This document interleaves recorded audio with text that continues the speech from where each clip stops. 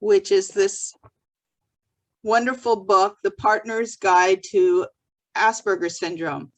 I discovered this book because one of our members, Sue Ellen, who's married to somebody on the spectrum, and I have been talking about starting a support group for spouses or significant others of somebody on the spectrum. And she and I have been talking because I've known her for years, but recently I've gotten about monthly an email from somebody saying, hey, do you have a support group? And so it seemed like it might be time for us to pursue this. So I have a couple poll questions, but one of them is about whether you would be interested in a group. I think we would meet quarterly. I don't think we need to meet weekly or monthly or anything like that. Kind of the same pace that we're doing our women's discussion group.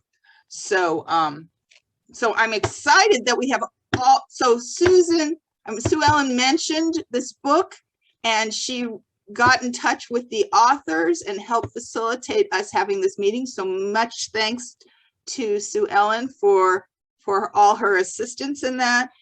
And anyway, I feel so fortunate that we have all three authors with us today. So we have Susan Moreno, who is the founder and president of MAAP Services, Inc., a nonprofit organization that provides information and advice to parents, teachers, and healthcare professionals. And she's also the editor of the MAP newsletter. Marci Wheeler, who has informed me that she is now retired. Congratulations, Marci. And she was a social work specialist and had worked with the Indiana Resource Center for Autism for quite a long time, since 1983. And we were just talking about her, was it your daughter who was diagnosed by Dr. Lovas? So that's pretty exciting. Was it her or Susan whose daughter was? It was Susan, sorry. Okay.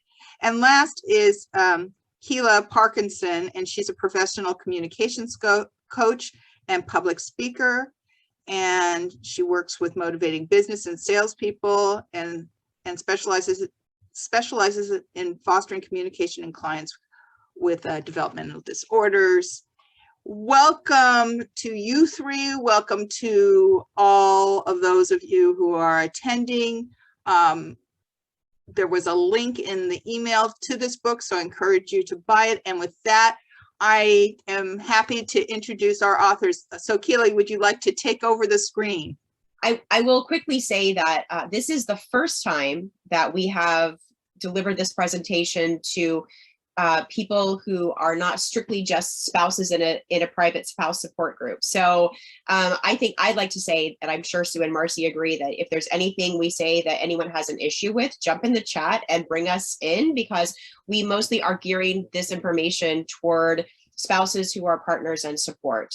And we didn't come up with all of this in a vacuum, but we really focused on the partner's perspective. So that's one caveat right there. And Susan is going to start us off. Oh, I think you're muted. Okay, sorry about that. As Kealah just said, this is a new way for us to present. I personally have been married to a man on the spectrum for 52 years. So I have a lot of practical experience. However, I didn't realize he was on the spectrum.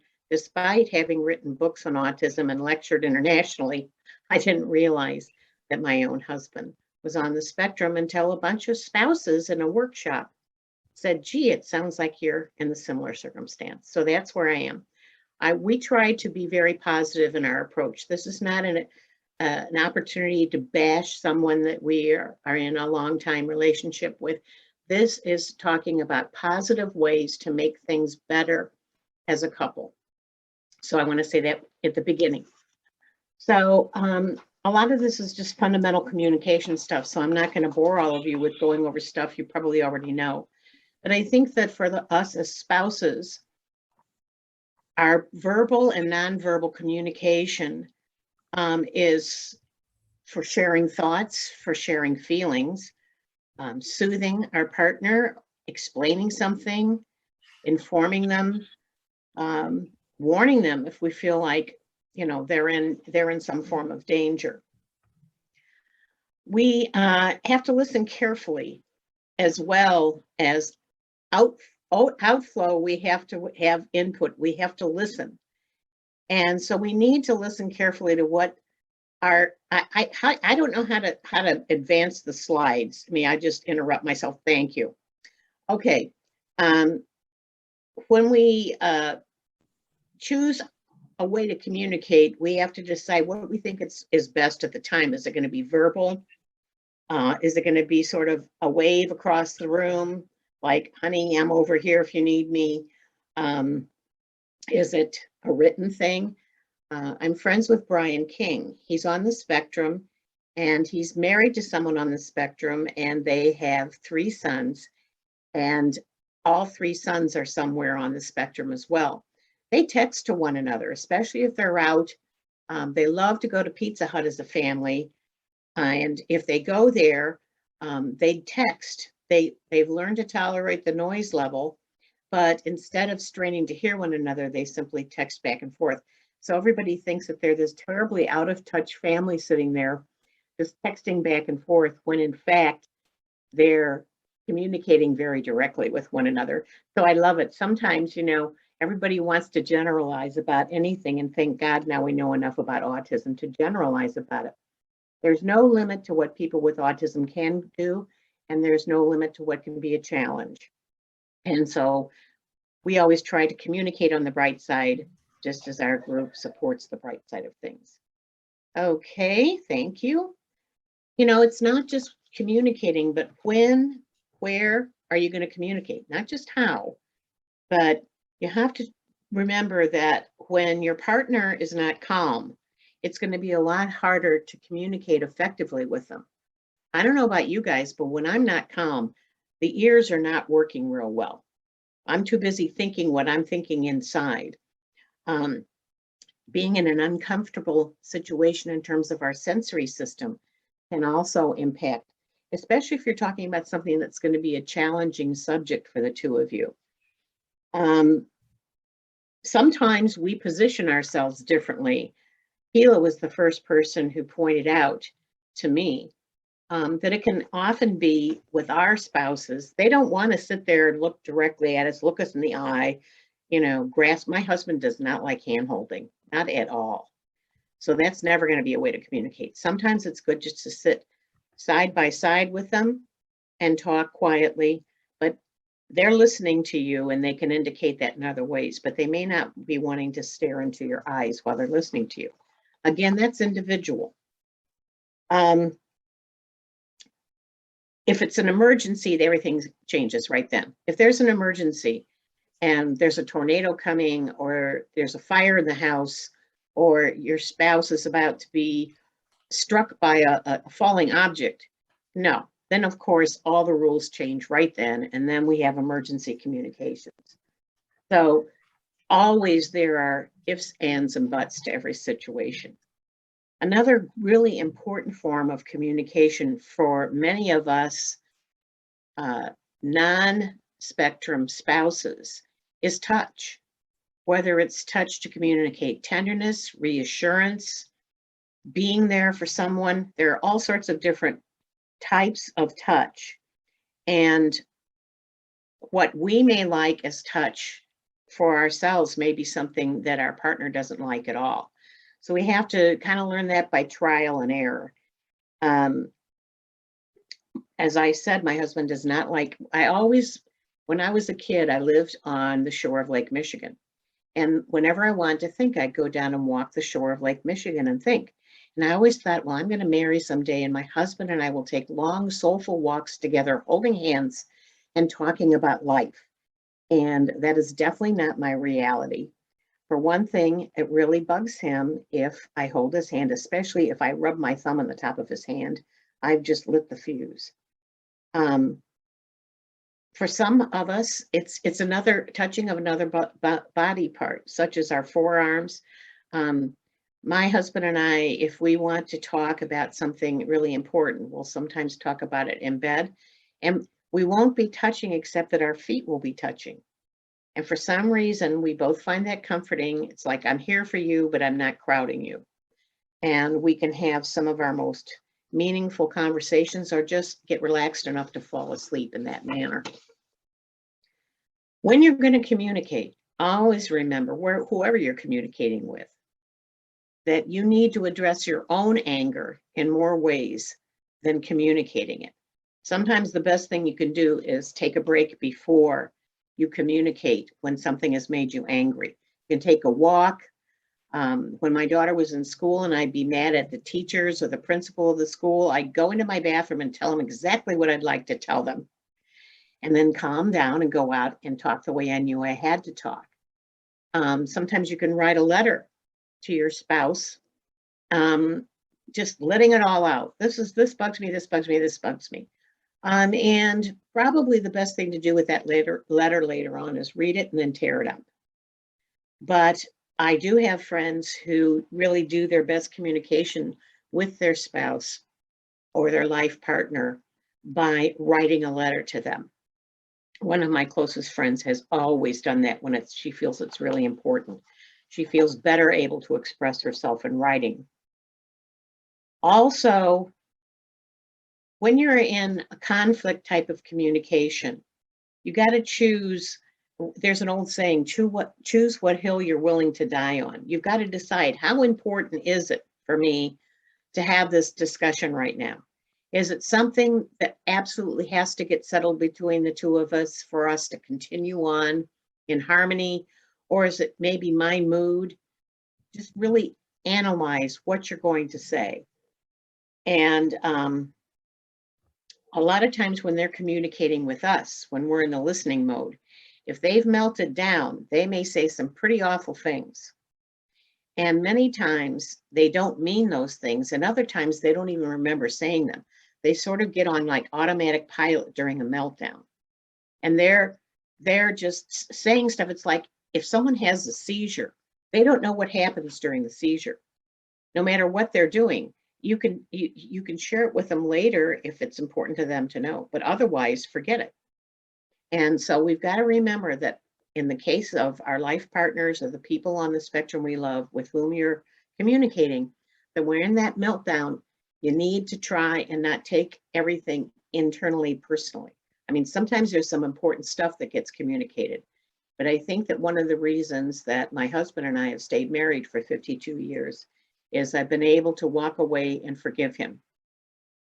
And then he forgives me my many faults as well. So it's a two-way street. Just because I'm neurotypical and my husband's on the spectrum doesn't mean that I'm always right and he's always wrong. I wish that were true, but that's not true.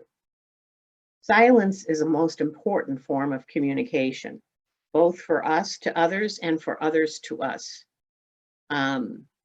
Sometimes my husband now, he's in his 80s now, and he is having some dementia. So it takes him a lot longer to express thoughts and to think about what's said to him and process it.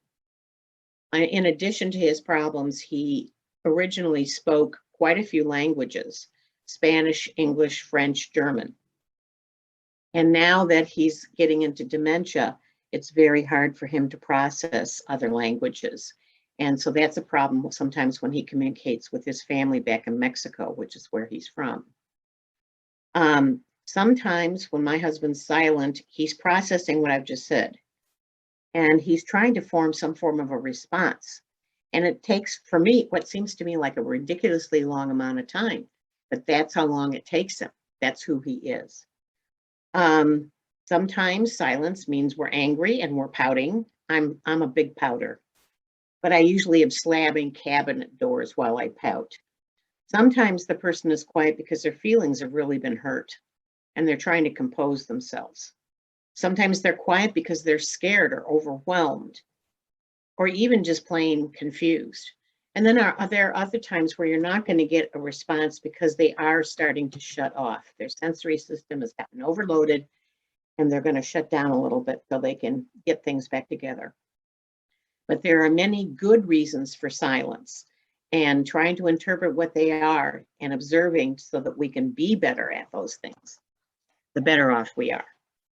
If you haven't figured out by now, just by listening to me do this part of my presentation, I'm quite a talker. So it's been very hard for me to learn what I consider to be the cardinal rule in communication with somebody on the spectrum. Less is more. I would love to prattle on. My friends joke that I'll be talking at my funeral, but my husband needs someone who chooses their words. And I've learned a lot more about communicating with him effectively through the years. And I've learned that in the case of my husband, sometimes I have to choose my words and use them less. So that's my part on communication. So this part, we all three said we would share a little bit about, and I'll start this by talking about intimacy. You know, obviously, if touch is an issue, then that's going to impact intimacy in a relationship, especially a long-term one. So, or a short-term one. So challenges obviously start with those sensory issues. And if you are in a relationship that goes on for years, those issues can change through the years. They can change with age. They can change with maybe if like an autoimmune disorder comes up. Christine mentioned COVID and is giving her husband, in the chat, she mentioned that COVID is giving her husband a lot more fear of touch. And so that can even happen between couples. I have a good friend, she and her husband, neither one of them is on the spectrum, but they didn't kiss for months because they were so afraid that he would have caught something, you know, from work, and she was staying home. And they both really wanted to stay healthy and alive, obviously. And so that was really a hard thing for them to do. They have also been married for 51 years, and that was a really hard place for them to be. So, you know, there are lots of things that can impact this. Who wants to go to the next few bullet points, Sue or Marci? I think you need to unmute yourself again. I think you're muted, Sue. Sue, yeah. Sorry, I'm going to say in my defense, I'm the oldest one, so I'm having trouble seeing that. But certainly sensory issues can be a challenge in intimacy in several ways, either needing too much input or not being able to tolerate too much sensory input. Mm-hmm. So it's a very delicate kind of trial and error time. And when our spouse has trouble with sensory information, if they do, that can be a problem. And I'm trying to read the second bullet point. Which one of you can read that to me? Yeah, so agree when intimacy is appropriate or not. Yes, and that's, you know, that's another problem. Seriously, I've had people that I've communicated with who just think it's so great that they're having sex that they just can't wait to tell everybody about it, and they embarrass their partner, and things get tight and get uncomfortable. It is very seldom that they're going to be inappropriate in mentioning sex, but it does get to be a problem as a topic sometimes. But this can also happen during neurotypical relationships. I have a recently wed great grandniece, and I think the two of them think they have to kiss 24/7. It's really kind of disgusting. So it's, again, you know, we're talking about things that we've noticed in our relationships and I've heard from others, but we're not categorizing anyone. Right. And, you know, conversely, it can go just the opposite, where some people on the spectrum are like, I don't want any public display of affection, you know, don't touch me, don't hold my hand, don't let people know that we're related, right, in any way, or that we're here together. And it can go to really to an extreme like that. And so it's just navigating those conversations. And I know a lot of couples where the partner who is not on the spectrum can say, this is actually really common in society. This is one of those, you know, unspoken rules. This is a norm kind of thing. And say, you know, in a lot of marriages, it is really common for someone to rub their partner's shoulder while they're talking to them at a party, you know, and if you don't mind the touch there, then other people are not looking at us, because sometimes the concern is this is drawing attention. I don't want to be singled out, right? And so knowing what the perspective is and what the challenge is can help bridge that so that it's something that feels right for both of you. We also want to point out that extremes are common. Your partner may be obsessively interested in sex and intimacy, whatever that looks like or feels like, and could be highly disinterested. And this also can change through time.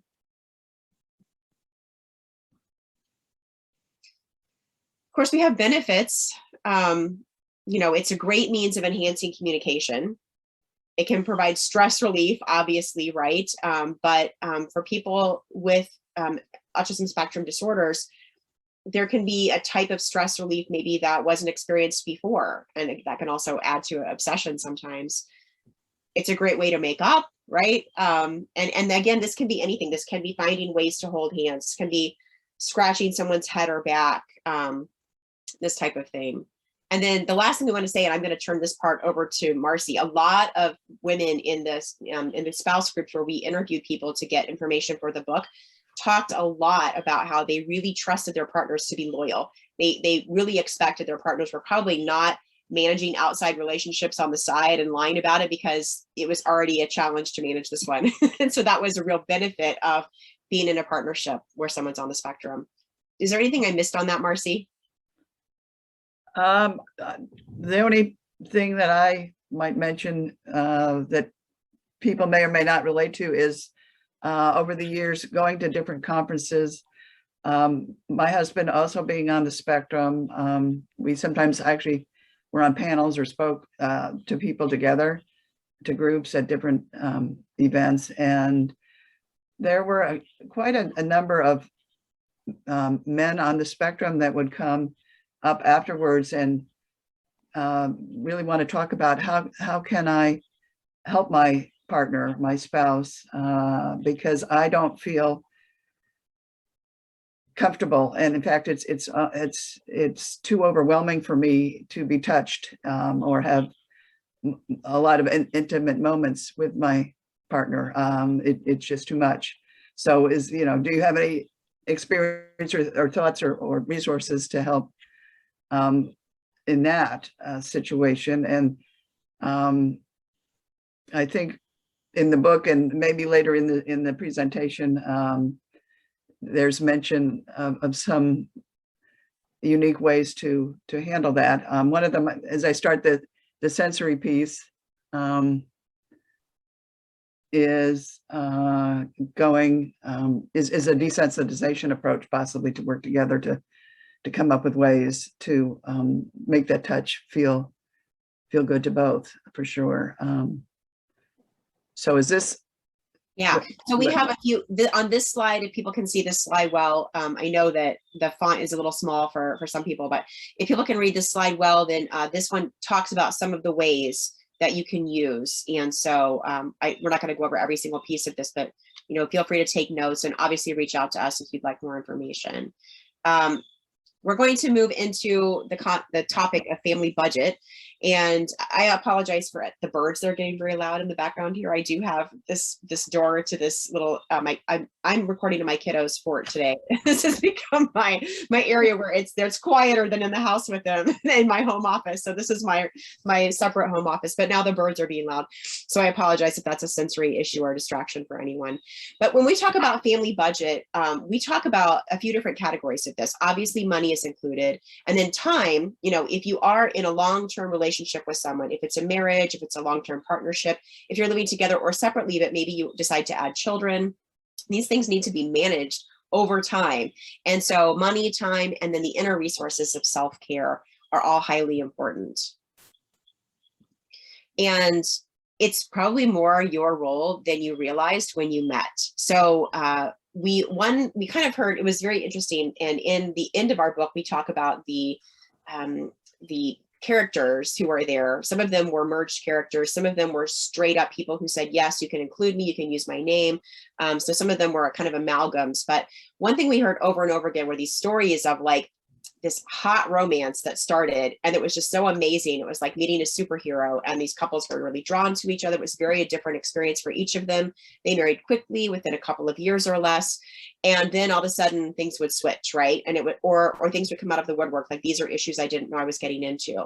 One of those can be having to budget. You may have married someone who works in finance, but couldn't remember to put his own, checks in order to get them to the bank in time. And so, these are experiences that can be very common. and might be a surprise to you, especially if you didn't realize that your partner was on the spectrum before you married, or if you find yourself in a relationship like that. So all budgeting takes some sort of theory of mind and obviously executive function.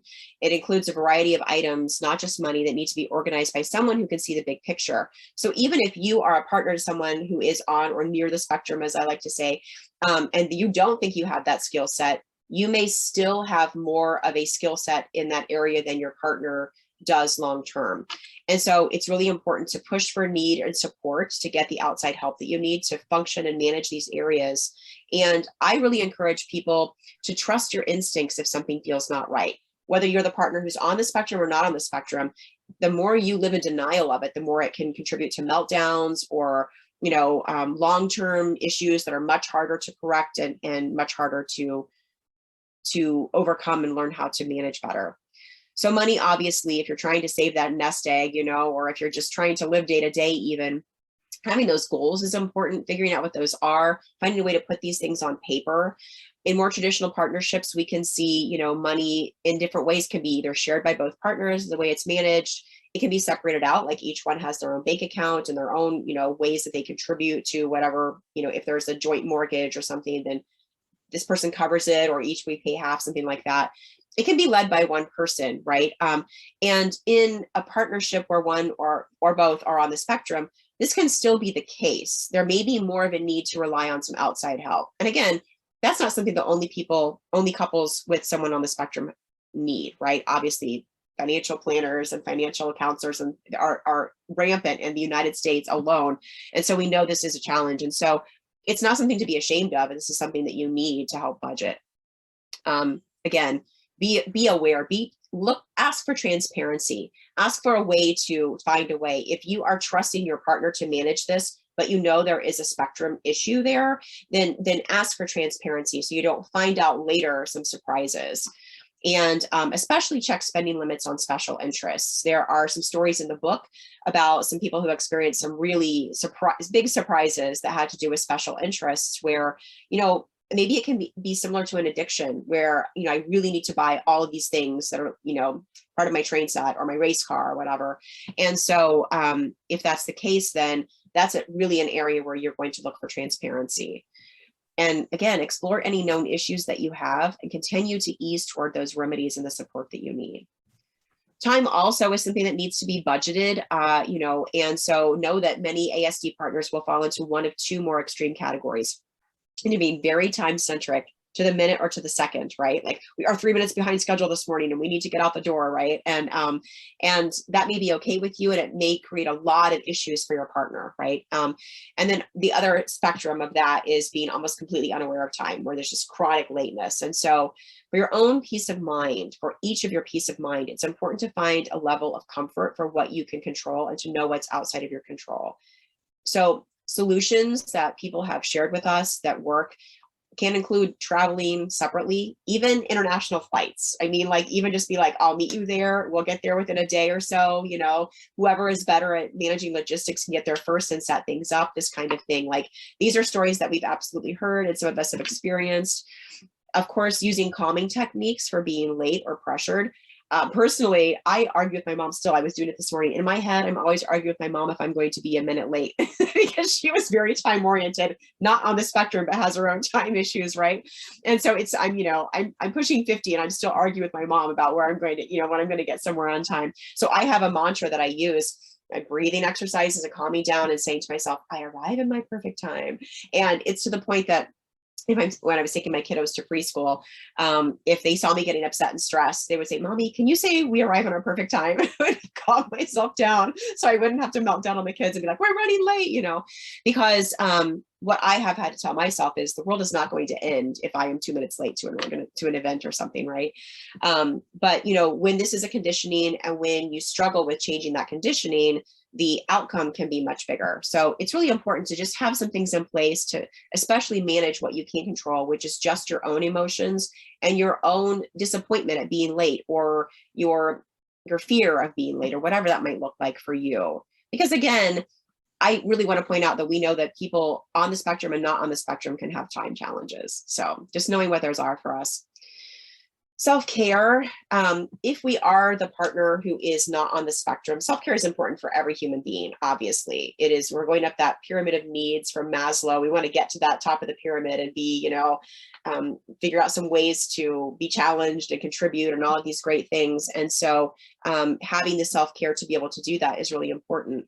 And for people who are not on the spectrum, but in these relationships, there can be like a caregiver fatigue that can happen when we're trying to teach our partner, when we're doing like more teaching that we knew we would be doing, when we are doing that thing where we put ourselves last, right? So that we can give to others, which I think many people, especially women, just to kind of be stereotypical, but it's true.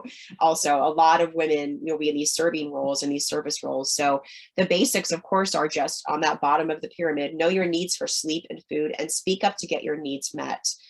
We have had we've heard a lot of stories of people where there are vacations, right? And there's a timeline, and the spouse on the spectrum is driving, and he's got a matrix in his mind for how everything works out. And he's got these algorithms, and he's so into it that he's not hearing people say, I need to go to the bathroom from the back seat, right? And then, bodily functions are getting ignored. And that's a time to speak up and say, you absolutely have to go to the next exit. We absolutely have to stop, right? And if you have to say, like, I will pick up this phone and call 911 and accuse you of kidnapping if you don't stop for me, that's a story we've heard too. So, and it worked. I'm not saying, pull that card all the time, but speak up, whatever you need to do that will get your partner's attention. There's a wonderful analogy that I learned from Amanda Reuter, who teaches some really great online courses for parents, especially moms with children who are managing stress and anger. And she talks about using this analogy of, like, you have a teaspoon, a tablespoon, and a measuring cup of the kinds of self-care you need. So your teaspoon may be like, I stop and do some breathing, or I listen to a fun song, or I put on a favorite podcast while I'm cleaning, or whatever, like, kind of boosts you. And a tablespoon would be like, oh, I get to sit down and have my coffee break, or I get up before everyone else for 30 minutes and I meditate. This is one of my go-tos, go to my space, whatever, or I've worked to have a private space, something like that.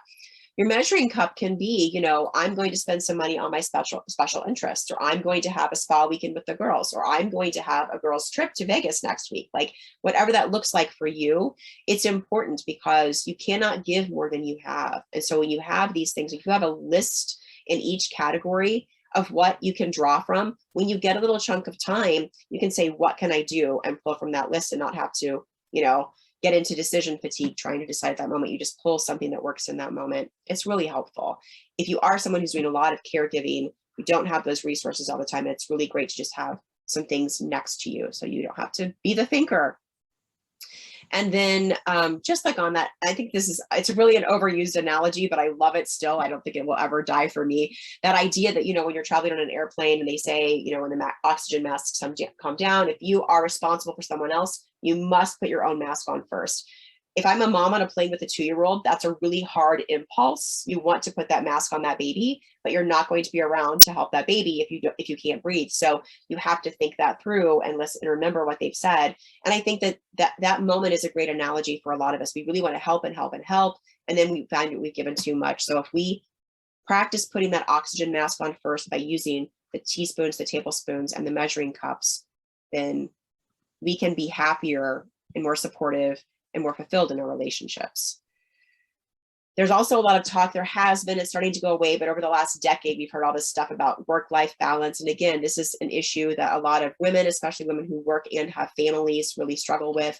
And so there are these myths that come about. And one of the myths, which has been greatly debunked now with all kinds of science and data and whatever, is that, we achieve this balance and it gets to be stable, just like if we're measuring things on a scale where something finally stops, right?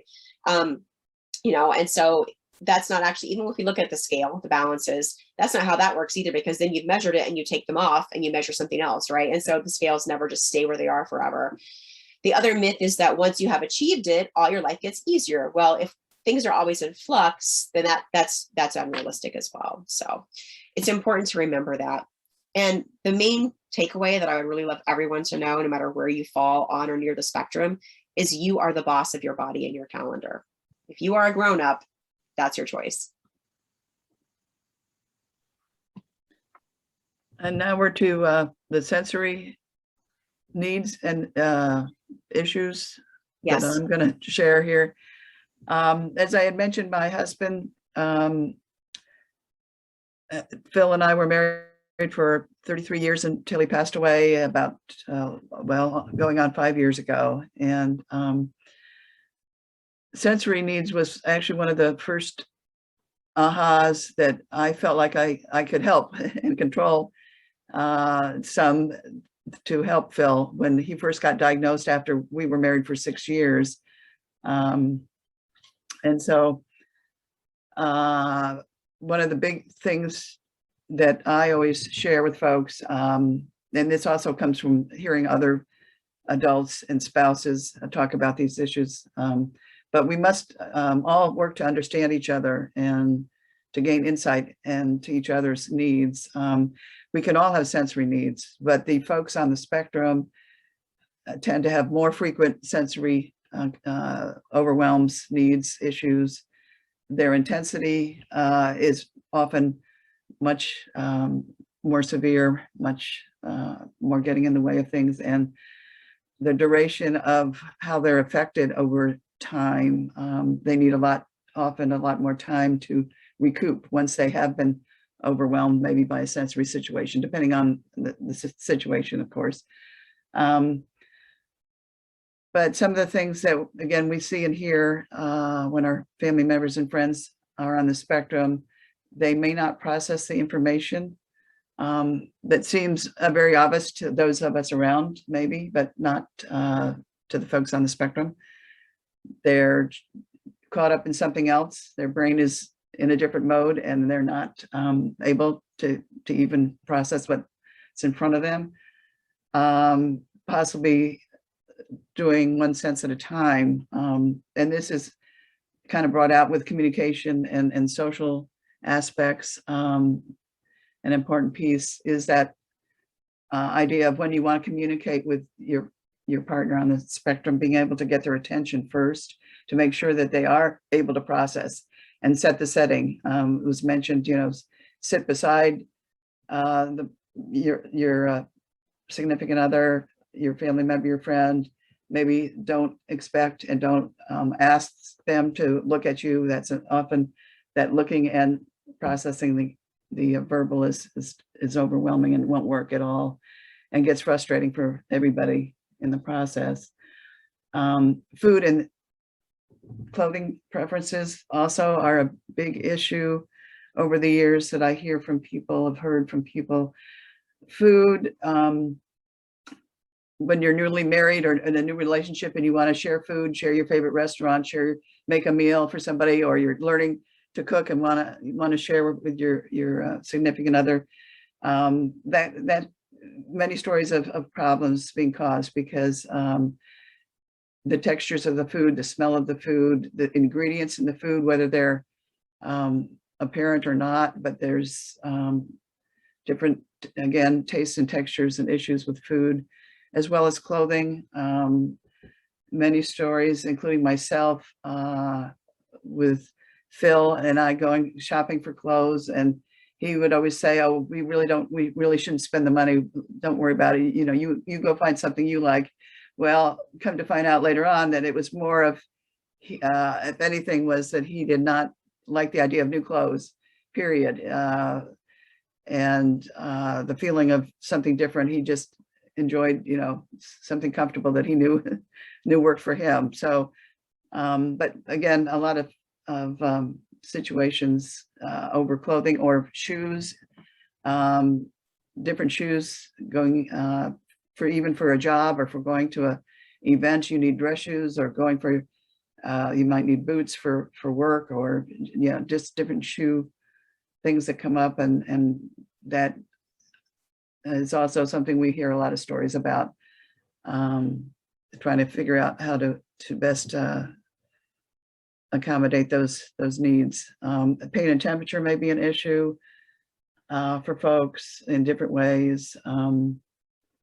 My husband had a couple of significant events where pain didn't register for him, really. He had a heart attack about 10 years before he passed away, and it really did not register as pain to him. And he felt uneasy And again, you don't have to be on the spectrum to have different sensations like that, but that was one time when it didn't register real well. Luckily, we got him to the hospital. He didn't want to go. He didn't think it was necessary, but we did go anyway. And it was in the middle of the night. And then another incident when he had a gallbladder burst. Actually, he didn't feel anything pain-wise until his gallbladder burst. And when they did the surgery to remove the gallbladder, his whole insides were gangrene because he had waited too long, did not feel that pain. So it's something to be very aware of. I've known of others talking about their appendix bursting and not really feeling that or indicating any pain to them registering until almost too late. Sensory issues may cause stress as well. Understanding that the sensory things are all around us are, sight, smells, taste, touch, all the 5 significant senses that we think about can all be affected and on a daily basis all day long. And also anticipation of some of the sensory issues doesn't even have to be happening at the time. That can also cause the stress and anxiety. So it's something that we all have to understand and explore the different issues. And along with that, I saw a question come up about monitoring health issues. And I would say, I think it would be, yes, helpful to help your spouse monitor health issues. And I've heard this again from other spouses. I told my story, but I know of other spouses that have husbands with other significant medical needs. And sometimes, my husband and these other stories from other families I've heard, other partners, can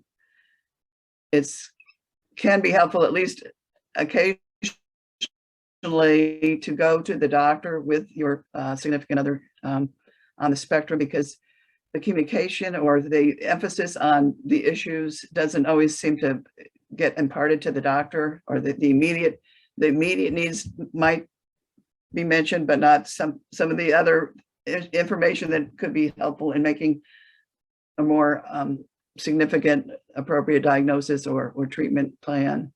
So yes, thanks for the question there. Marci, can I ask, I just wanted to add something. Sure. And there are so many wonderful new devices to help a spouse on the spectrum track their health issues, whether it be an Apple iWatch.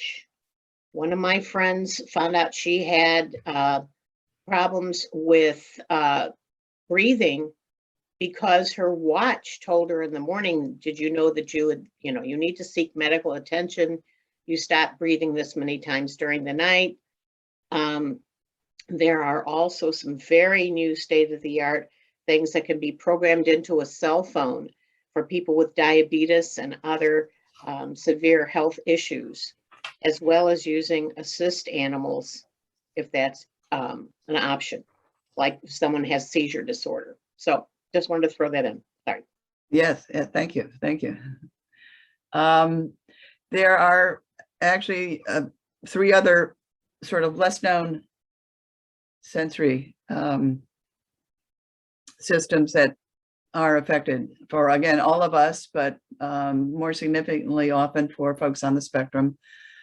The vestibular system, the balance issues may be affected.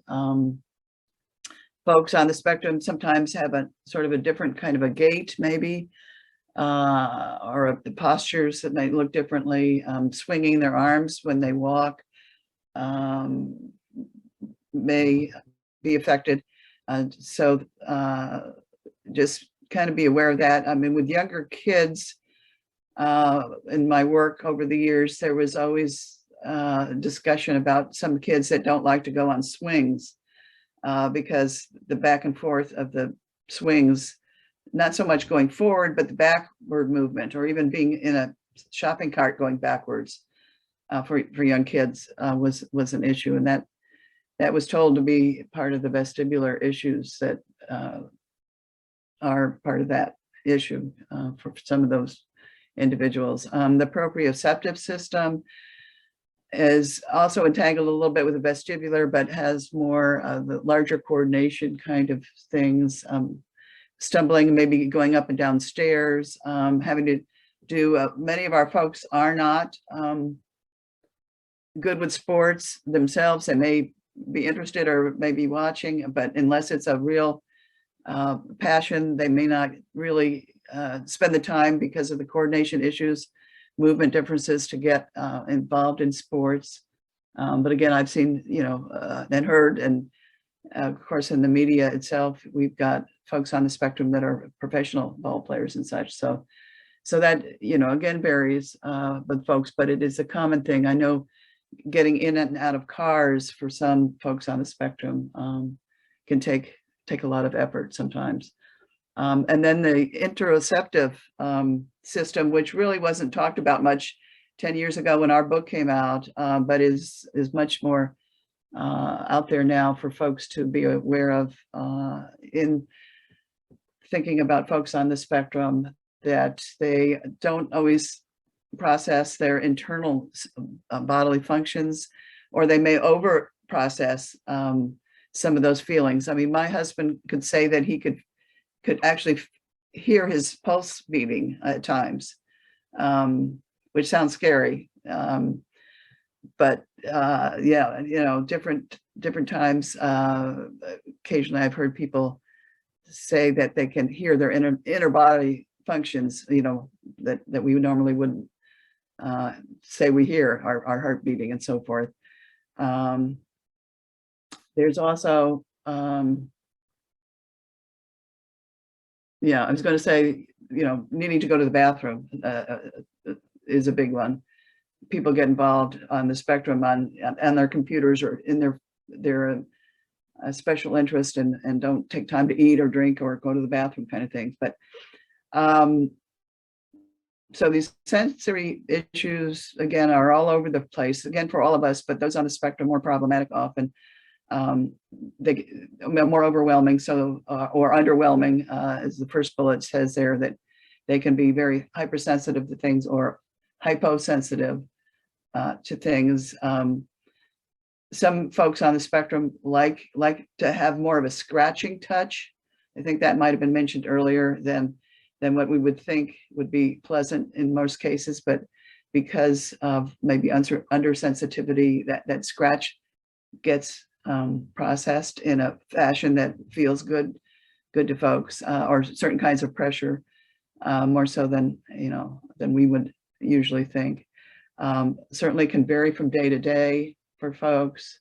So we need to be cautious that one day if somebody felt that they had to dress a certain way or couldn't eat a certain food, that possibly on a different time, either years later or a day later, I mean, again, varies and can change. So we got to be aware of that and understand that, and kind of keep in contact of how things are going in the sensory realm. And also realize that the sensory processing can be an asset. Again, thinking that we don't want to always think negatively of everything, or that everything's an issue or a frustration or concern. That certainly visual processing, Temple Grandin and her work with the cattle yards, designing cattle yards. There's a number of engineers and artists and folks that have a lot of skills that take visual processing. My husband was somewhat known in his family because he could look at like under a hood of a car and automatically, tell you if something was out of place, or he would help folks occasionally, build things, fireplaces or sheds or little pieces of not a whole buildings, but and he could visualize that something was not, just by visualizing it. And sure enough, if they'd actually measure it or check it more closely, that it was off, even to like an inch, that most people wouldn't certainly bother with or see that clearly. And that synesthesia I put under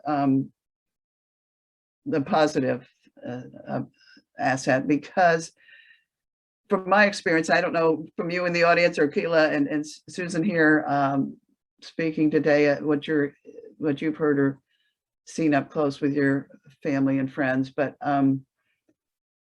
that a lot of folks on the spectrum, at least from what I hear, really sort of enjoy this aspect of having one sense kind of melt into another sense, so that when they hear music, they see colors, or when they see letters and numbers, they might see colors, or even taste certain letters and numbers, words, kind of thing. Marci, my daughter, who's on the spectrum, had a period of time as a younger child when she could see colors with her fingers, and her occupational therapist found that out in doing some therapy with her, where she was trying to identify objects that were in a pillowcase, and instead of saying scarf, she said orange scarf. So the woman thought that was kind of funny, because she hadn't seen the objects before she put them in the pillowcase. So the next time she put 3 scarves in of 3 different colors, but the same material. And my daughter identified each one by color. As she started to do better in her social skills, she lost that very remarkable skill. Yes, and that's another point that interestingly enough, that I've heard that some folks with some unusual talents might lose some of those talents once they become more social. And not to say we don't want folks to become more social, or that they don't want to become more social, but yes, that's a unique feature I've heard a few times as well. But thank you for sharing. That was your daughter's experience. So plans of action here, these are probably things that many of you have tried or are aware of, but in case you aren't, or that's something you might want to share more of in the chat, we want to touch on, these examples that we see and hear about. The Erling lenses used to be more prominent, it seemed like back 10 years ago or more, with folks on the spectrum.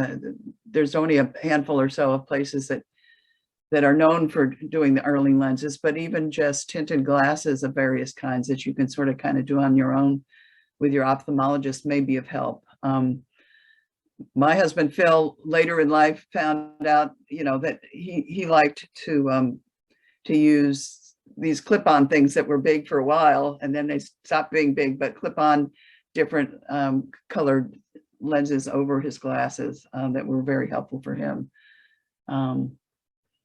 Hats and visors. I think society is becoming a little more open and aware of people needing the hats and visors, not only visually, but sometimes that pressure on the head is calming to have that a hat, a visor, or some kind of a band, sweatband even, or whatever. It's something that can give that pressure on the head, but as well as the visual help with filtering out some of the lighting and such.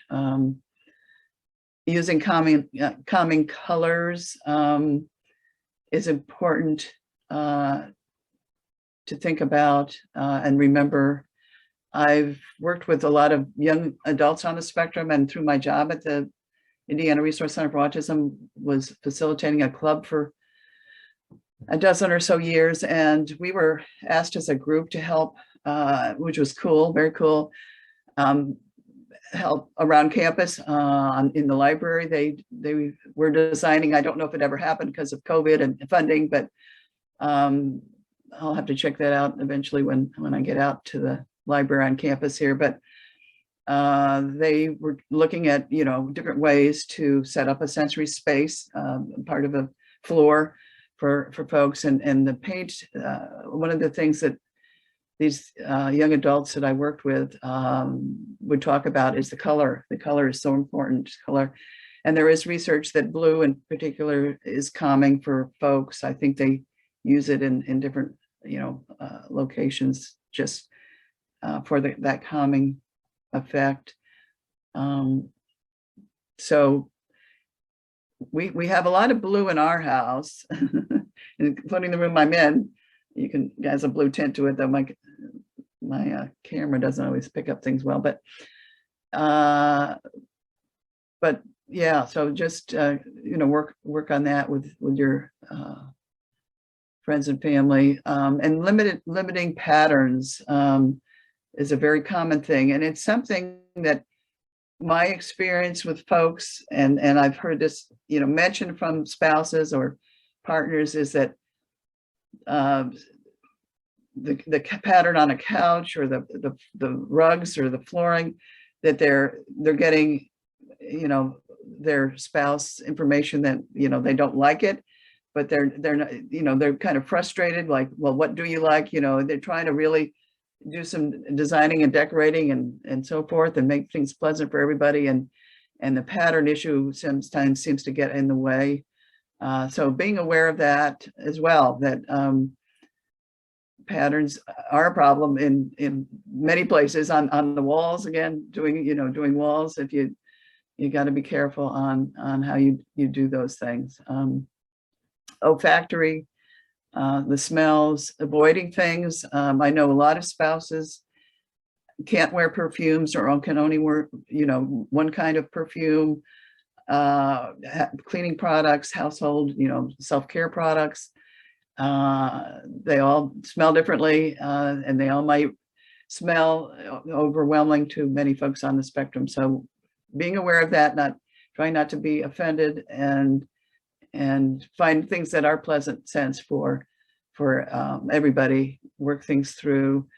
Essential oils are becoming more popular, and sometimes wearing, you can get beads nowadays, I think, that you can wear it on a wrist or around your neck. So you can put these essential oil smells, different pleasant ones, on those items, and kind of make it not so obvious that you're, you know, maybe needing that, using that to help get through a situation, or deal with other smells that are unpleasant. The auditory, the earplugs, and the sound counseling headphones. Again, some of you, many of the young adults on campus here, or on online chats, talk about these headphones that they are aware of, that they share with everybody, that seem to work well. So more action plans. The issues with taste and texture, eating things, being aware of those issues. Sometimes ketchup or horseradish sauce or mustard can help mask things, flavors that are overwhelming. Textures, you usually have to spend more time on figuring out maybe what works that way. Sometimes people are really drawn to crispy things or smooth things of consistency, you know, like they'll eat mashed potatoes but not baked potatoes, kind of thing. So being aware of those things, and respectful, and figuring out how to go about dealing with those if necessary. Eating before an event can really be something to think about too. When you know there's going to be foods, or not sure what foods are going to be there, or if you're able to eat any of the foods, making sure you at least have enough to eat ahead of the event, that you're not going to starve and have issues, you know, passing out and all that when you get to some event where there's food. Pain, just be aware of the touch. We've talked about the touch issues that can be perceived as pain, and have a lot of patience. You know, touch is important to folks, and you want to be, again, respectful and work together. The temperature issues can be an issue. I know many folks on the spectrum, like many of my family members on the spectrum, often like things at room temperature, foods at room temperature. So if they've been cooked, they have to cool down to room temperature. If they're out of the refrigerator, normally would be eaten, you know, cooler, chilled, they have to be taken down to room temperature. So So be aware of those things. And sometimes folks on the spectrum, I've seen where folks on the spectrum, when they're served food, almost take offense being served something that's too cold or too hot, or isn't a pleasant smell possibly, or look to them, or the texture is odd, and thinking that the person serving the food, or you as the spouse, should be aware that this is offensive, or it seems like an assault to their sensory system. So I again encourage folks with the foods and other things, the bottom there, working as a team to figure out the foods and clothings and how you want to set up your home, and try not to, the person on the spectrum, not to take it as an assault. It's easy to, when you're overwhelmed, to get jarred and maybe scream out or get upset, overly upset. But just think of it's most often it's a caring gesture. I'm trying to serve you good food. I'm trying to help you, make our space friendly and a happy home for everybody. So person not on the spectrum, realize and don't get offended if they get an outburst of, what is this, or why is this, or get this away, or this is no good, kind of thing. So both sides need to work together for that. Those plans of actions. More plan of actions, again, the vestibular proprioceptive system and the interoceptive system. Very quickly, grounding things, ideas for the vestibular system. Actually, people are using those walking sticks or some nice fancy canes, or sometimes helpful, or in a couple of cases, I've heard of folks on the spectrum using the canes that folks that are visually impaired use, just to have people kind of aware that, okay, I'm having an issue here with my movement or getting around. And so people are more, kind of able to accommodate maybe that they feel like they could use that accommodation. So being aware of those possibilities, proprioceptively looking at, helping somebody support their movement issues, and be respectful that that's the way their body operates, their brain and body working together is a bit more unique. The interoceptive system, maybe actually having you remind your partner to eat, drink, take bathroom breaks. And sometimes those are important too, just for the relationship or for the running of the household. They can't be sitting and doing something, for hours and hours on end. There's got to be breaks for different things. Set up a schedule and make sure those breaks are put in there. And then a mention of desensitization. That desensitization is actually just, you may know, as gradual exposure to different things. So if it's a way to work, if you want to work together on being able to look at more options for clothing or eating foods or dealing with different sensory situations. That's another way to do it. And lastly, the reaching out. Just again, discuss with others, that other spouses or other folks that have family members on the spectrum that run into these issues. It's good to be with folks that understand from that end, but again, talk to each other both proactively. Ask for accommodations, or ask for or discuss what the issues are and how can we work on this to work out for both of us or all of us. Occupational therapists that are familiar with sensory integration. Not so many, at least out here in the Midwest or the southern part of Indiana, that have that experience with sensory integration, but there are more of those, and I'm sure out in your neck of woods in California that there's good opportunities to work with an occupational therapist for these sensory issues. So, and that's it for my sensory stuff. Okay, I just want to point out that I think that we probably ought to be wrapping up right around now, but we still have more slides. And I know we wanted to leave time for Q&A, so I just want to quickly ask Judy, would you like us to continue or stop, or how would you like us to proceed? Gosh, it's all so interesting. And It's normally hard. our meetings are 2 hours. I'm gonna take a leap of faith and just have you continue. So if you guys are available, I think we would love to continue. If anyone, and for everybody, if you can't stay for the whole thing,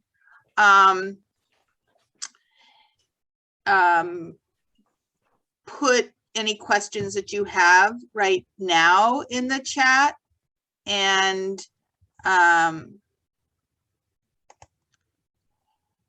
you know, why don't we do this?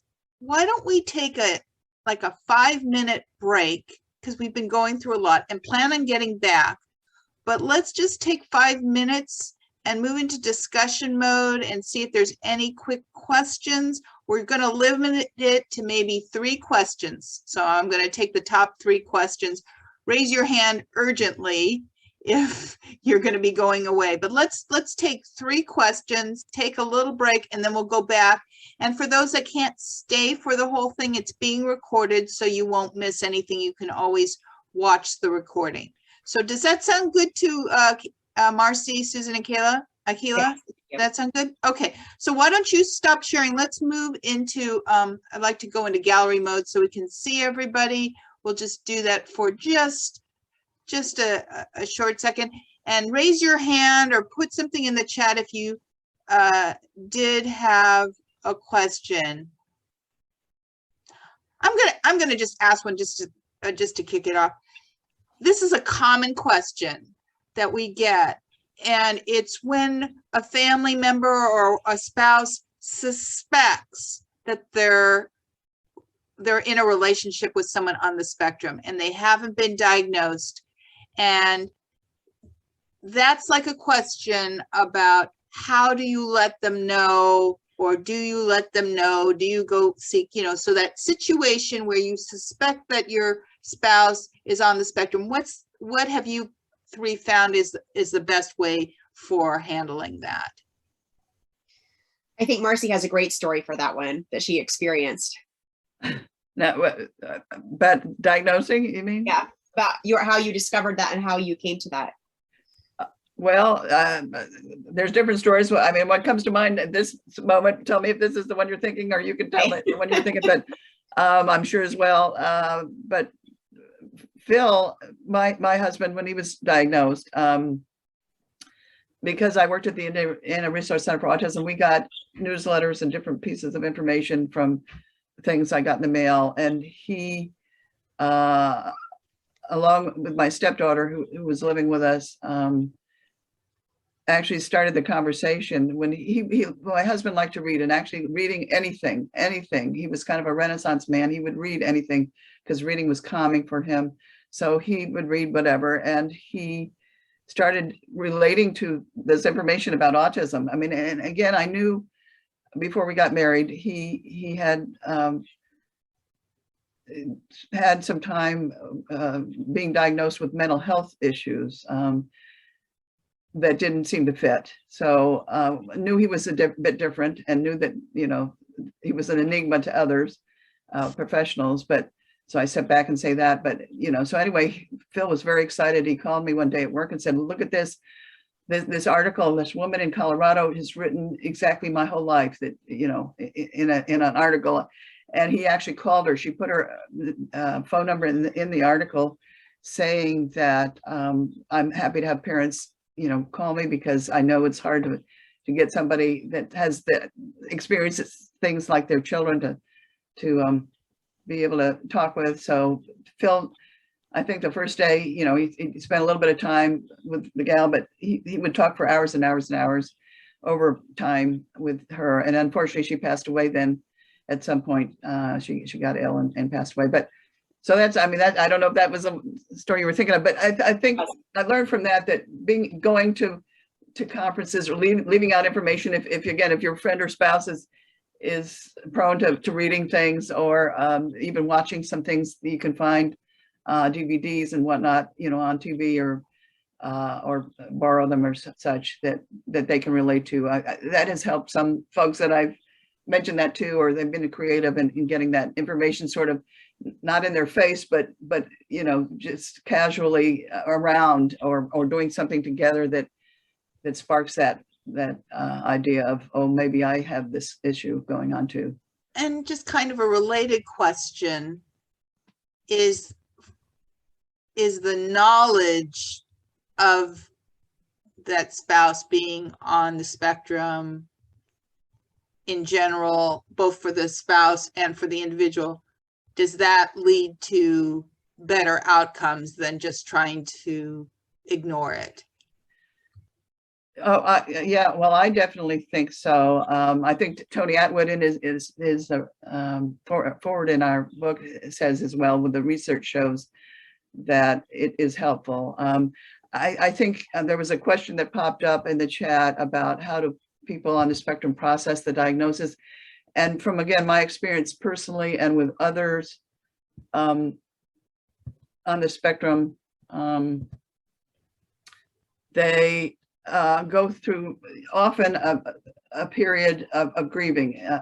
For Phil, my husband, it wasn't quite right away. First of all, it was excitement, like, oh, wow, this is what it is, all these years that nobody could figure out or help me with. And he, you know, he sort of, I think, had high hopes that all of a sudden things would change. And so a couple of months later, after all that, telling everybody and getting excited, he did fall into somewhat of a depression, like, okay, well, this really doesn't give me much more help or information, or people don't understand it anyway. So it's not. Oh, we've lost. Me, You know, it can be you relief know, it's too. not There going are to people. get us or me much further. Oh dear, it's saying my internet's unstable, and I'm not hearing somebody that started to talk, and I don't think I'm. I was just going to say that I've heard people say that for some people it's a relief, and a lot of it has to do with how the diagnosis is presented to the person on the spectrum. If you say, well, you're really going to have a tough life because you've got all these negative, and they go through everything negative. One of the most beautiful stories I ever heard about somebody finding out they were on the spectrum was an absolutely beautiful young woman named Haley Moss, who's, as far as they know, the first person to get to pass the bar in the state of Florida who's on the spectrum. She's beautiful, she's talented, she's gifted. And when she was young, she was in her preteen years, her parents simply said to her, "We have just found out from all this testing we were doing, you have magical powers." And they told her all the things she was good at. And then later on, after she processed all that, they gradually told her about some of the things that maybe had been a problem for her before, and that she could realize that it wasn't because she wasn't good at those things, it just was a bigger problem for her sometimes. And I think that I've been helping parents of children on the spectrum since 1982. And, sometimes when I hear how a diagnosis is given to a parent or a person on the spectrum, I just am disgusted. Autism is a way of being. It's not a disease. It's not a curse. It's not oh, this means you are always wrong and I'm always right. No, it just is. It's like saying, if you guys haven't figured out by the way I look on the TV screen, I'm short. And it's like saying every short person has a Napoleonic complex, or every blonde person is an airhead. Those are just silly stereotypes. I think that it's happening a lot right now with autism, because finally, when you use the word autism or Asperger Syndrome, people know what you're talking about. I can remember my daughter was diagnosed in 1975, and I called school system after school system and said, "What is that? We don't know how to teach it. Please go somewhere else." I went to a hospital where the person taking the information at the desk said, "Oh, I said, "My daughter has autism." And she said, "That's so cool. I wish my daughter could draw." And she was art abilities, artism. Yeah, you said autistic, and she was like, artistic? Yeah. Yes, it's just weird. And so we've come so far, and the view is so much sunnier than it used to be. And the level of awareness that so many of us have now, that what some of our loved ones can show to the world as their skills are just the tip of the iceberg. You can see in back here, I'll show a close of it at another time. Brent Altman is a man with autism who I can understand him when he speaks. Few people can. And he's considered severely challenged. And he makes some of the most beautiful artwork ever, including designing the United Nations Autism Awareness Stamp. And so when you first meet him, you may think, oh, poor guy, you know, wow, you probably don't have much of a life. Well, they're wrong. And they're going to miss an interesting, fun, wonderful person if that's what they see. And I think that we know that more now. And I think it's a better time in life and a better time for the relationships as well. Okay, thank you so much, Susan. By the way, your screen is perfect. Oh, good. Thank you. I'm not good at this. Okay, we'll take one more question and then we're going to go back. Chat, Judy. Yeah, about what do you see as the most common marital complaint? You want to take that one? Yeah, so I think actually Sue or Marci should answer that one. I've heard it from so many people. What I will hear often is just, I love this guy, but it's exhausting. No, the question is, sorry, I just want to make sure you understand. The question is, what is the most from the person with autism? Yes. A lot of times it's that they feel like they're being expected to accommodate all these differences, and that they are the only one who's supposed to change. And that is, you know, that's insulting. It's like, wait a second, you're telling me we perceive differently. Now you're telling me I'm the one who has to learn desensitization. I'm the one who has to get Erlen lenses. Maybe not. And make sure that it's a give and take thing. And I think that I hear that a lot from people on the spectrum. Or, you know, my spouse is making unreasonable demands of me. And at first they feel like their spouse is loving and accommodating. And as the relationship goes on in time, that person suddenly is just not as accepting as they used to be. And that's what I've heard the most. What about you, Marci? I totally agree with the idea of expectations, you know, that there's, you know, the expectations are for me to change, that there's something wrong with me being, you know, being autistic, that it's all up to me to fix it kind of approach. And yeah, that's, I hate when I hear that. That's devastating, to think that to have that feeling and live that way, feel that way. But also, like you said, the demands of life in general, I guess. I hear that sometimes, you know, trying to be able to communicate with your spouse and feel that you can communicate with your spouse, that you know, there hopefully is a way that we can you know, meet the demands of life as our life is set up, or prioritize, or it's hard for people to negotiate on the spectrum. So I think, yeah, the demands just feel overwhelming a lot. And somehow maybe working with a counselor, even if you find a good one that can work with you, is figuring out how to better set things up so that it doesn't feel like, you know, all the demands are crushing. Well, and I think that the subject of choosing an appropriate counselor is vital, because you know, there are so many different ways for people to get counseling. You can do it as a couple with a marriage and relationship specialist. They can do it as individuals, each meeting their own needs.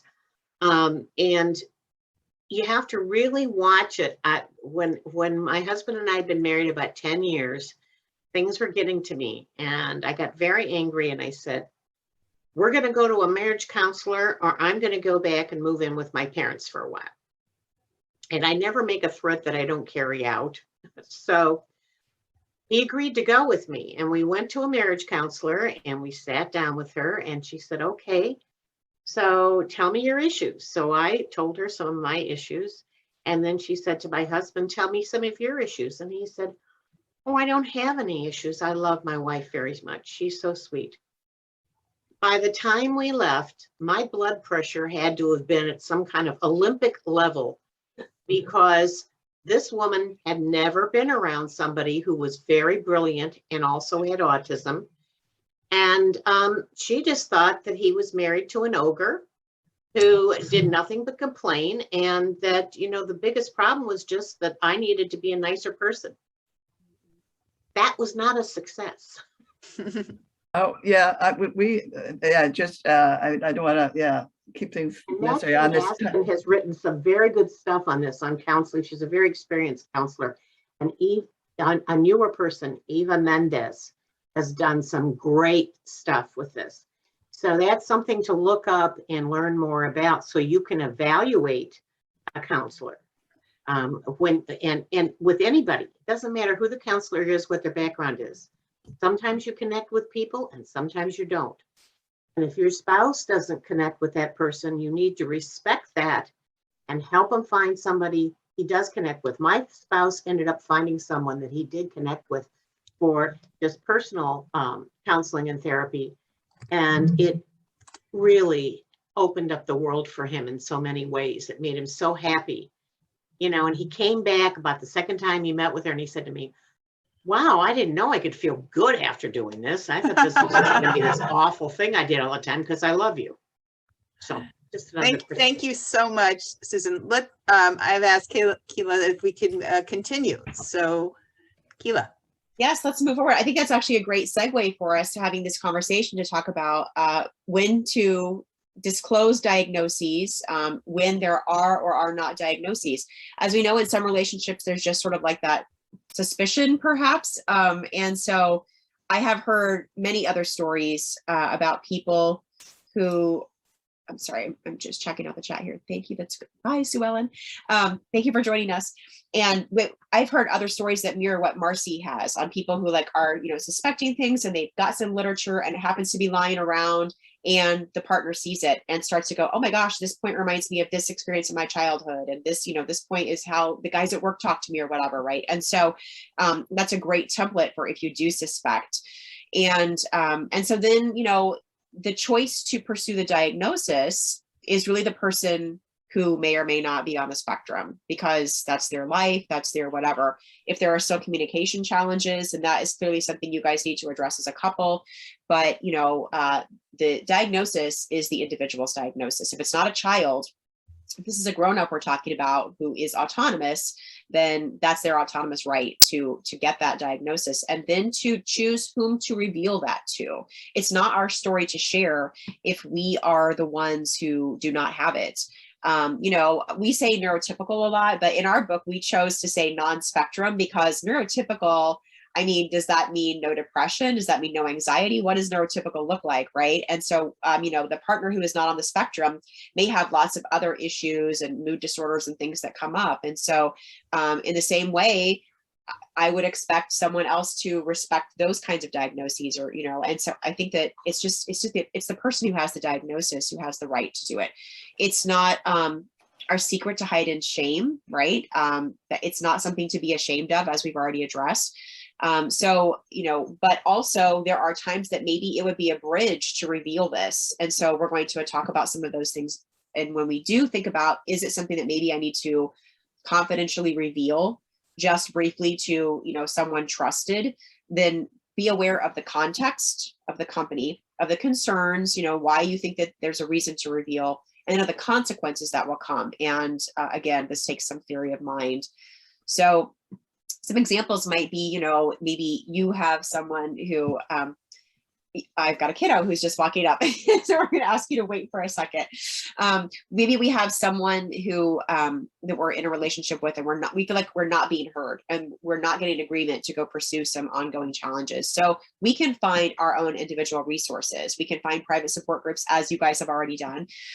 We can find experts and therapists who will honor the privacy. Maybe, they're legally bound by confidentiality. in the event of preserving important relationships, we ask you to use sparingly, that maybe it's a couple you've been friends with, and the couple starts coming to you and being like, why is your spouse doing this, this, and this? This is insulting, blah, blah, blah. Maybe they're not understanding that sensory issues, the example of like being like, you served me my cold soup. Who would serve cold soup, right? And the person who's hosting the event is horrified and comes to you and says, I don't want your partner to be here anymore. Like, I don't, and then maybe you can explain, these are the sensory issues. This is the challenge with, social perception or whatever. And, Sue has a great line, like, love me, respect my man, right? Like that's, I think that's a great line. So then of course, when livelihood is on the line or in dangerous circumstances, then it's really important to share. And MAP Services, the organization that Sue heads, has these wonderful, great concepts called meltdown cards, where it's verbiage that the person can keep in their pocket, or you can hand to someone. I think she has a really great anecdote example of, someone being in a mall and having a meltdown, and a security guard comes up and there's about to be an arrest made. And the spouse was able to hand this card that explained, like, my partner has autism. You are experiencing a meltdown. This person is not a danger to those around him, even though he seems to be, right? And then it was like, okay, different. This is a game changer. And, we know a lot of law enforcement have really gotten with the program and gotten a lot of training, a lot of understanding on how to de-escalate mental health challenges or relate better to people with autism spectrum disorder or other things. So now we're going to turn it over to Marci about medication. Yeah, well, and we don't have to go through every slide in detail necessarily. I'm so excited that Susan brought up the idea of the counselors. Looking, her experience. I've had experiences and heard experiences of counselors that didn't work out, but there are good counselors out there. And certainly, again, in your neck of the woods out in Southern California, where things have been more researched and more understood out there for much longer, there's some good counselors out there. And sometimes certainly medication is needed along with a counselor. But we didn't really address that, cognitive behavioral therapy or just different counseling approaches that can work well for individuals with autism, either the couples, as Sue said, as in, individually or together or together. It's often seeing a counselor alone, different counselors alone, and then coming together with a counselor can be, as long as the counselor has some understanding of autism or is willing to learn or has an idea of how things, are unique for neurodiverse people or can be. So anyway, here the issues here for medication, finding a good professional. And again, I'm in Southern Indiana, which doesn't have a good lot of psychiatrists or family physicians. Actually, we do better here with nurse practitioners than anything that will work with folks on the spectrum or family members to look at medication issues. But I hear that on your coming up with your events coming up, that you have a psychiatrist that does have experience with autism coming. So that's fantastic. So you really want to have somebody knowledgeable as soon as possible in the beginning, if at all possible, to get help with medications, and realize that everything is varied amongst folks. There are some trends with folks on the spectrum, but dosages, tolerances, sensitivities, opposite drug reactions, paradoxical opposite drug reactions, and long-term use are all can be problematic for the situation. Also, financial costs can be an issue, certainly for some, getting insurance to pay for certain things. I think I was chosen to do the medication piece because Phil did try a variety of medications, mainly to treat anxiety that was on top of the autism. I mean, his autism after the initial shock and then the depression, he really became to embrace it and embrace others with autism, and really was a good spokesperson locally as well as somewhat nationally for folks, and even reached out internationally, though he didn't like to travel, so he didn't travel much for that. But anyway, issues that we do hear from families and from spouses, certainly to partners, that alcohol can be a self-medication issue for many. And realize, okay, well, it is legal, but it causes a lot of problems. And heard from a lot of spouses and partners on the spectrum that they really have gotten a lot of good help from and support from Alcoholics Anonymous, the 7-step group approach, or excuse me, 12-step group approach that is used there. It's something that, you know the steps, you know the pattern.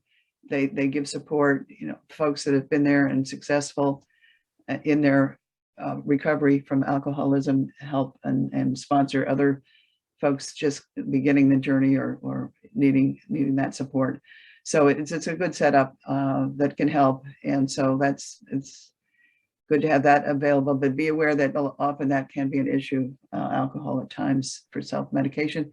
Marijuana is another big issue. Now, again, it's different here in Indiana than it would be out there where it's legal, as I understand it, recreationally. It's actually legal in 30 some states now, I think, recreationally and certainly medically, not here again in Indiana, but just be aware of how it's classified and the issues, legal issues.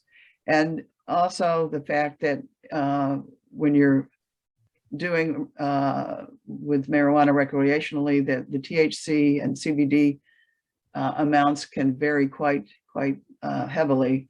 There are, certainly people that can grow it legally and on their own, kind of thing, that can work with that issue. And it does appear that the CBD, and there's the medical marijuana here on this mentioned too on this slide, and there'll be CBD mentioned again, does have some benefits, but things to treat the anxiety and depression, which tend to go along with the autism. We're not necessarily treating the autism, but it's the issues with anxiety. So there's just some mention of those different things.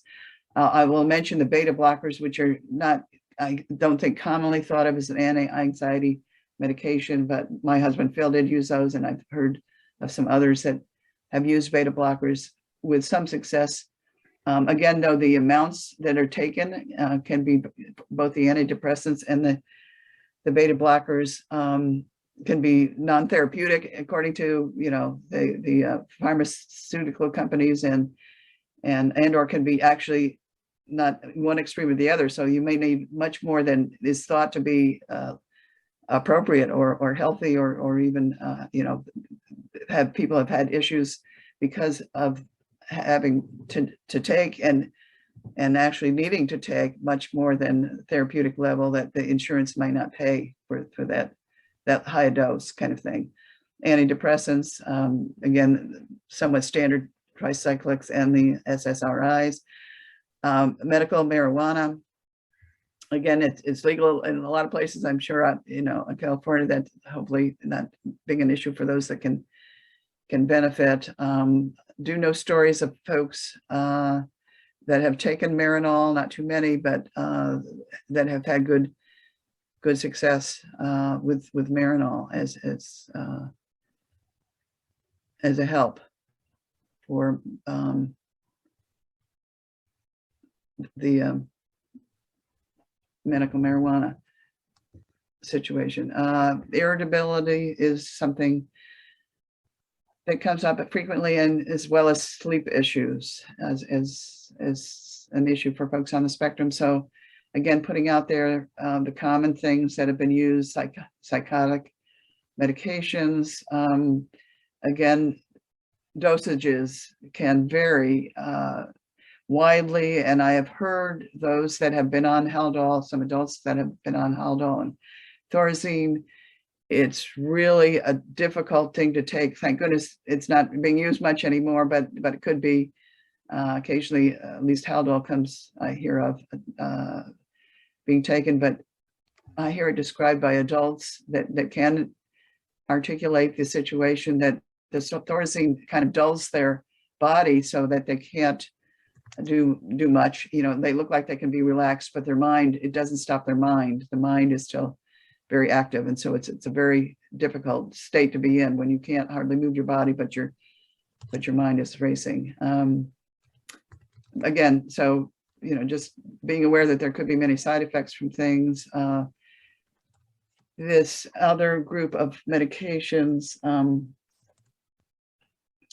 that can be used, that clonidine, guanfacine, are generally blood pressure medicines, but they have been used successfully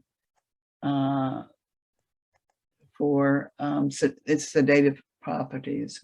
There's some sedation involved that can help with the sleep and or the irritability.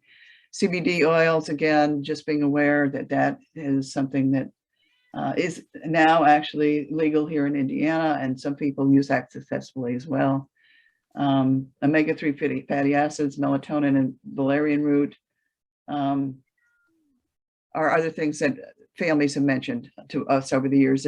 There is some research on the melatonin that you can look up. The valerian root is an herb, so it's people think it as it less toxic issues may be involved, but again, be careful.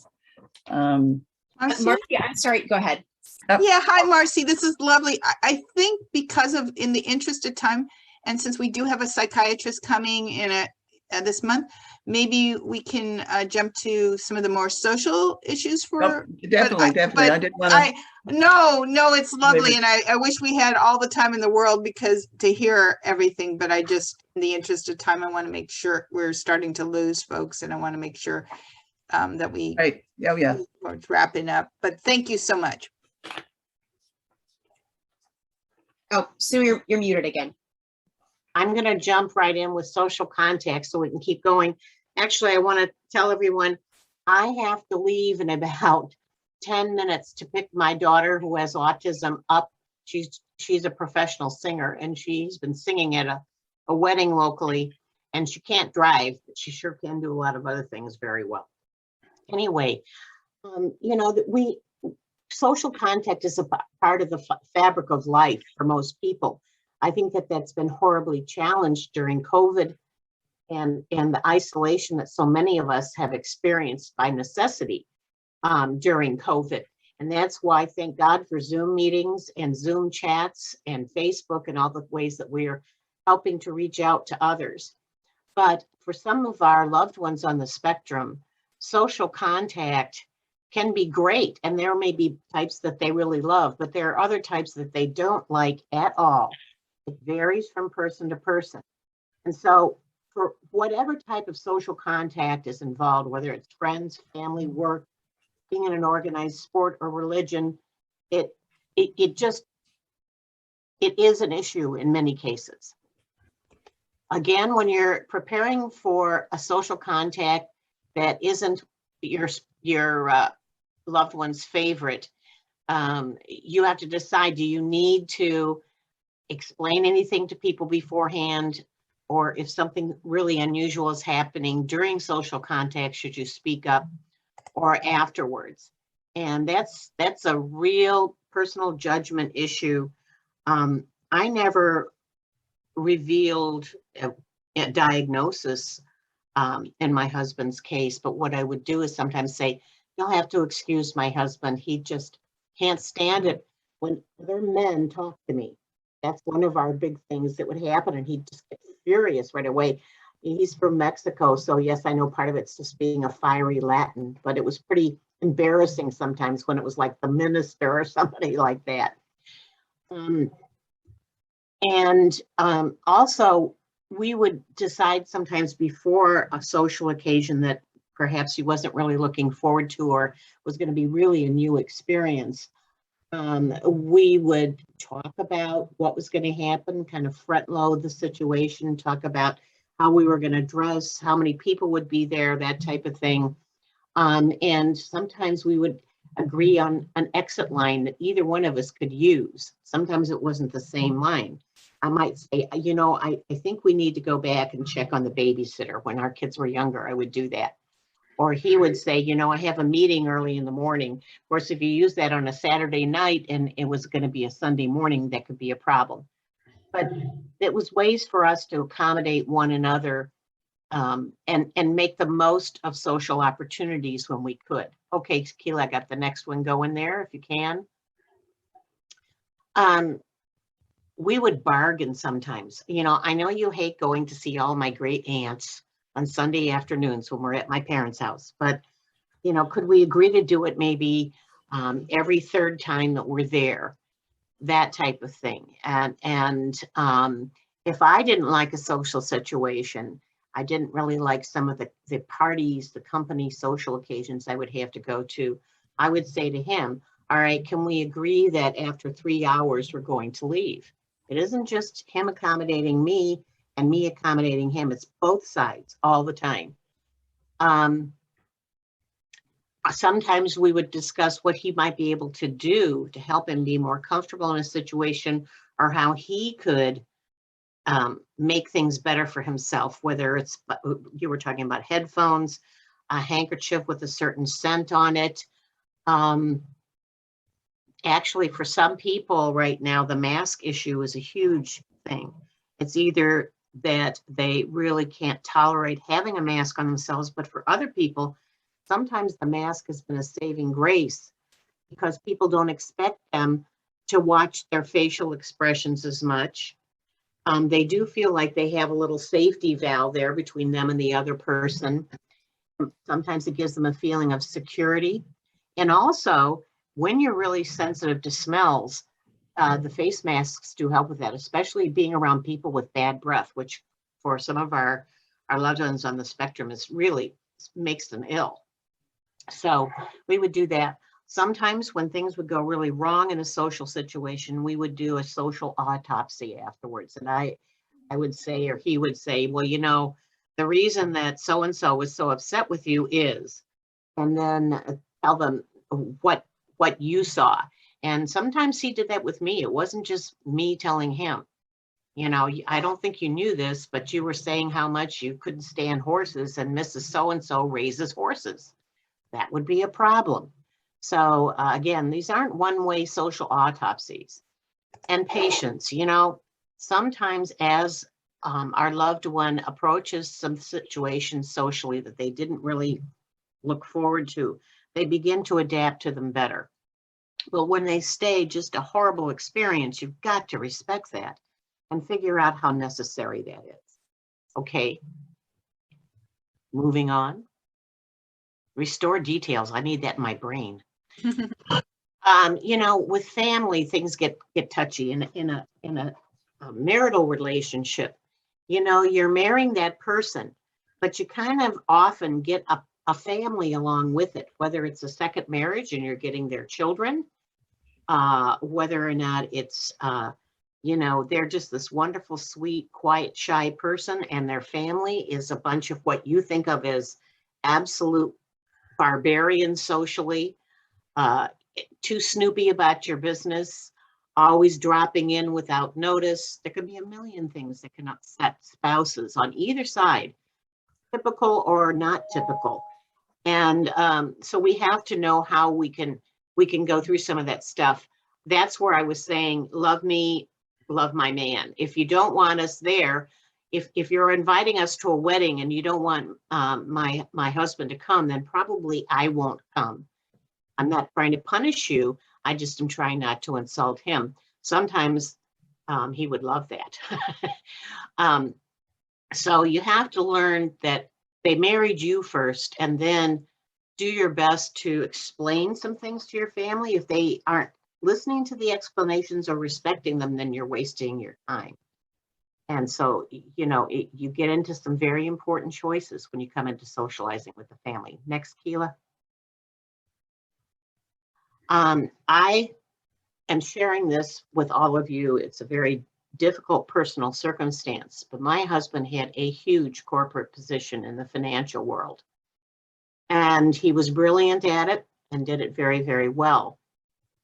But because he had such OCD and other problems, some of the things that he would do would seem weird to the people who had hired him instead of just being something he did because of this OCD. I never explained it to them. I figured my husband's very successful. I'm not going to start discussing him like he has a disease, and it's not my place. So I didn't do it. They ended up in a situation in which they totally misunderstood what he was trying to communicate to them. And he lost that job and our life savings, our pension. So the work issue, at least in my experience, was one that's very, very important. But I certainly didn't feel that I should act like he was a little child and go in, even if I could do it over again, and say, well, you know, he actually does have this, this, or this. You'd have to figure out who needed to know and how much they needed to know, and not one bit more than what they needed to know.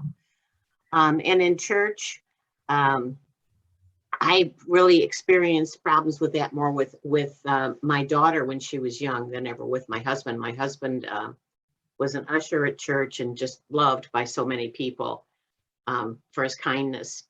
But I do remember my daughter one day swearing in church because the minister said something that made her mad.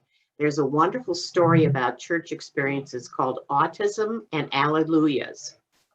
And if you have kids and you're going to church with kids on the spectrum or just really outspoken kids, it might be a real help to you to read that. We're finally on our last slides, and we just wanted to share with you guys just a couple of things that we would add. And like quickly, like, you know, because this book is 10 years old, I think the main thing we were talking about was that we would probably put something nowadays on like boundaries and codependency. So we know that lots of people need to go. I need to go as well. So thank you for everything today, and thanks for inviting us. We have some resources you can check out. I think you guys all have copies of the slides, right, Judy? Thank you so much. And thank you for sharing everything and making yourselves available. And thanks for everybody who are here. And let's keep in touch if that would be okay. So thank you again. Thanks, everybody.